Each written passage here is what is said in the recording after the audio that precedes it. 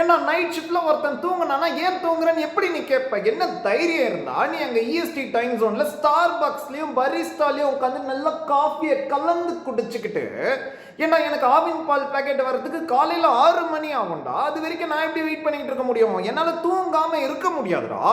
கண்ணா, இந்த இருமல், தும்மல், விக்கல், பசி, தூக்கம் இது எல்லாமே கேட்டு வருது கிடையாது, தானா வருது. ஓவரா பேசினா 5 நாள் வெக்கேஷன் லீவ் போட்டு இமயமலையில போய் உட்காந்துருவேன். வசதி எப்படி? ஹுக்கம் டைகர் கா ஹுக்கம்.